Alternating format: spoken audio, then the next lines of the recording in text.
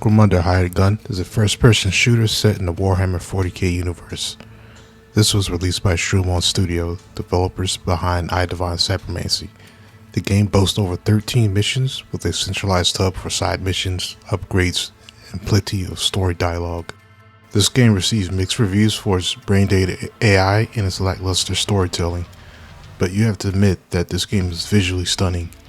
The art style is very appropriate for the Warhammer universe and creates the perfect storm of dark and foreboding atmospheres set across multiple stages. And honestly, I haven't been this impressed with graphics since Vanilla Crisis, that released in 2007.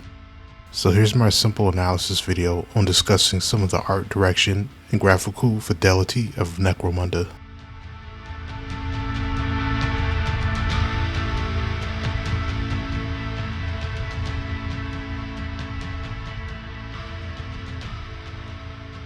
Necromunda was made on Unreal Engine 4, a considerable step up from the source engine that I was made on. UE4 has a lot to offer under the hood, and Necromunda definitely utilizes every bit of that power.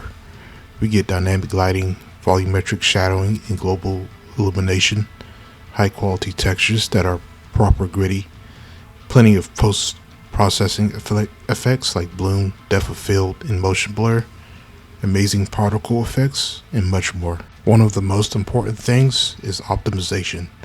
No point in having a gorgeous game if it stutters. Necromunda Studios listed the minimum requirements to a meager 8GB of RAM and a GTX 560 Ti. On my machine, I'm using 16GB of RAM and a GTX 760. Playing on the highest settings, my FPS tends to drop to around 20 FPS. On medium settings, I get a stable 50 to 60 FPS and the game still look great. The card that came out 11 years ago running something like this is definitely reassuring. It shows the developer's skillful use of the driver interface and graphics pipeline.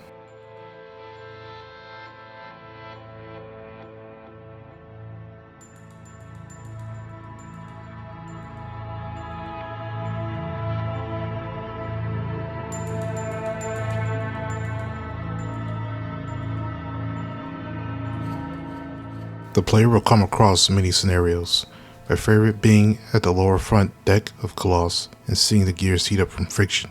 Seeing that blew me away. The dedication and craftsmanship to pull it off, I'd imagine, is not so easy. When entering this level, you're also on a platform.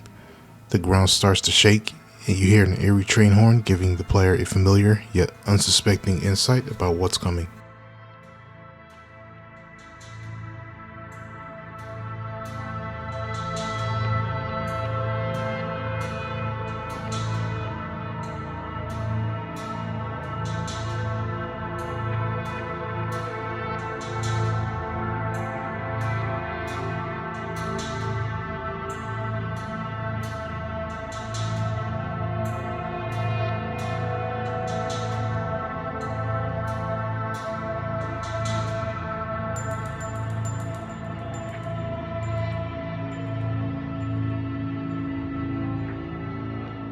Without delving too much into technical details, I want to get to the meat and potatoes of this video.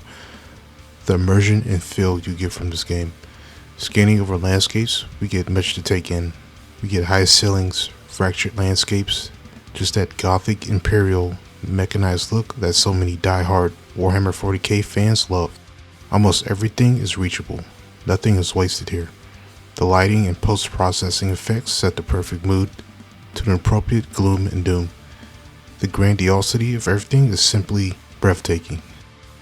The landscapes have an incredible amount of detail and clutter, appropriate for the setting we are in.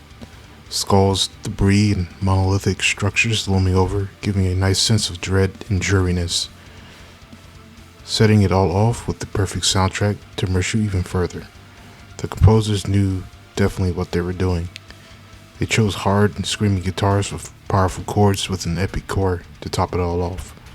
Looking at it all, you imagine yourself locked into this hellish underworld, wondering who's mad enough to make it all, what life is like down here.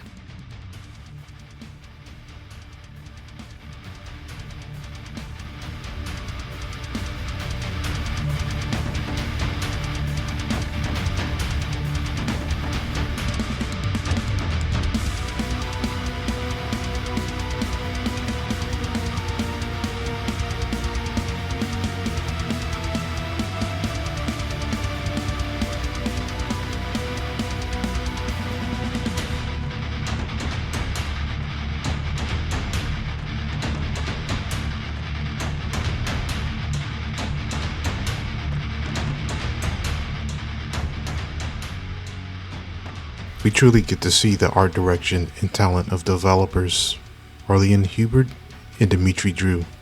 Not much is seen of their previous works, but their talent is a beacon of light almost, a ray of hope for other developers to hopefully take a hold of, for inspiration in a sea of artistically dead and, frankly, immersion-breaking games. Every now and then I'll come back to scan over everything. I admired the work that was put into the visuals to create an immersive experience, even better when the HUD is turned off. Often I feel this game doesn't get enough recognition for its art direction and design. Hopefully this video will reach out far enough so people can appreciate what I believe Necromunda's strongest suit is, its visuals.